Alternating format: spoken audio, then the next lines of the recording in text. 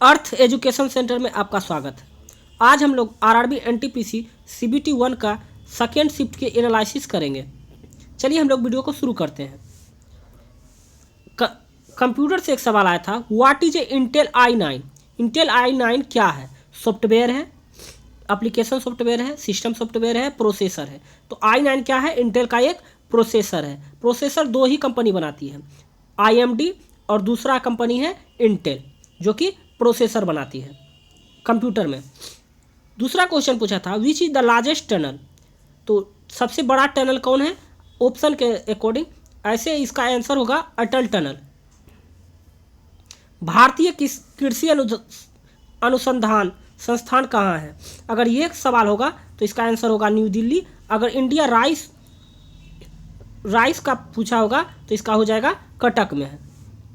और एक जीएसटी से सवाल पूछा था, फर्स्ट शिफ्ट में भी पूछा गया था जीएसटी किस पर आधारित है, और सेकेंड शिफ्ट में भी पूछा गया है जीएसटी का फुल फॉर्म क्या होगा?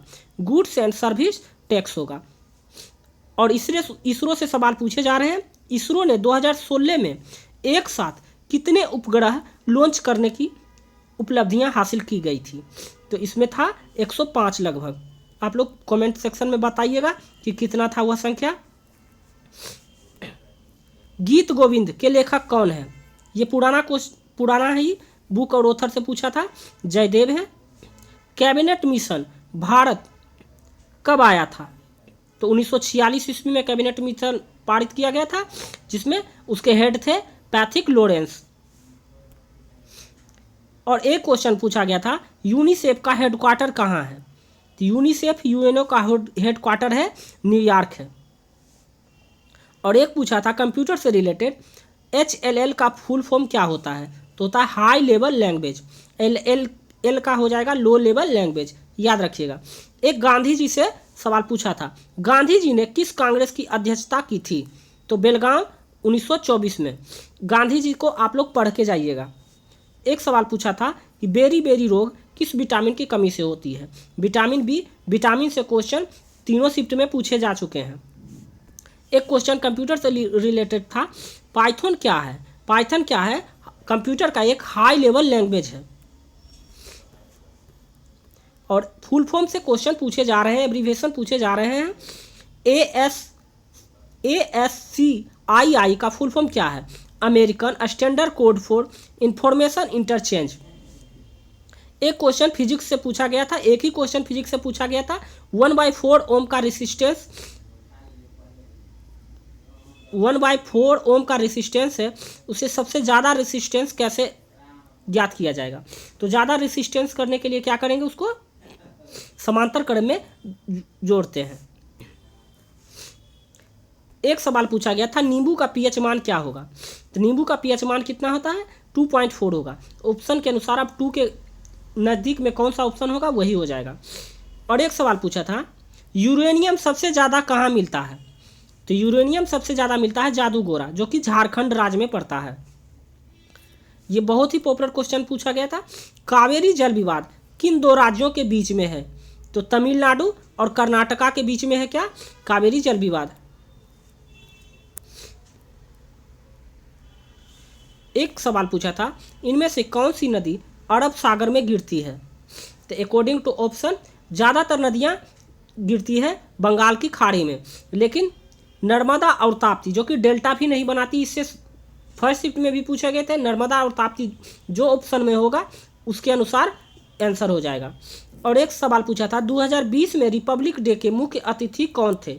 तो ब्राज़ील के थे जॉन बोल्सोनारो, ब्राज़ील के राष्ट्रपति थे। और एक दो बुक और ऑथर से जो दोनों पुराना ही पूछा था, हुमायूं नामा के लेखक कौन है? तो इसका आंसर हो जाएगा गुलबदन बेगम। पूछा था, who won the IPL trophy 2020। IPL trophy 2020 में किसने जीती है? मुंबई जीती है। और ये याद रखिएगा, सबसे ज़्यादा टाइटल जीतने वाली हो गई है मुंबई 5वीं बार। कौन सी बीमारी जीवाणु से होता है? एक सवाल पूछा था, जीवाणु से होने वाला बीमारी इसमें कौन सा है? टाइफाइड था, पोलियो था, बहुत सारे ऑप्शन है। इसका आंसर हो जाएगा टाइफाइड हो जाएगा। टाइफाइड क्या होता है? पोलियो होता है विषाणु से, जबकि बैक्टीरिया से क्या होता है? जीवाणु से होता है टाइफाइड। और ये सवाल काफ़ी रिपीट हो रहा है, भारतीय संविधान के जनक कौन है? तो डॉक्टर BR अम्बेडकर को भारतीय संविधान का जनक कहा जाता है। और एक सवाल पूछा गया था, सांप्रदायिक इलेक्शन कब हुआ था हिस्ट्री से? 1909 ईस्वी में हुआ था, जिसे मार्लो मिंटो सुधार के नाम से भी जाना जाता है। Electrical corporation of India, electrical corporation of India किससे जाना जाता है? बंगलुरु को। और एक सवाल पूछा था, Mangifera of indica, Mangifera of indica किसका नाम है? तो ये हो जाएगा आम का नाम है। 27 नवंबर 2020 को भारत की शिक्षा मंत्री किसे नियुक्त किया गया था? तो रमेश पोखरियाल निशंक, जो कि भारत के भी शिक्षा मंत्री हैं।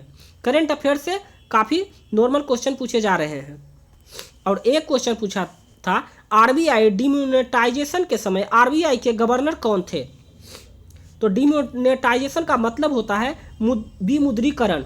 तो उस समय भारत के गवर्नर, RBI के गवर्नर थे उर्जित पटेल। कौन सा देश सार्क का सदस्य नहीं है? तो इसमें से देखकर आपको ऑप्शन के अनुसार मानना था।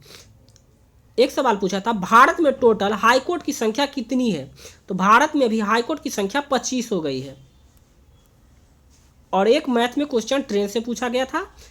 कोई ट्रेन एक खंभे को टाइम दिया हुआ था और उसका डिस्टेंस दिया हुआ था।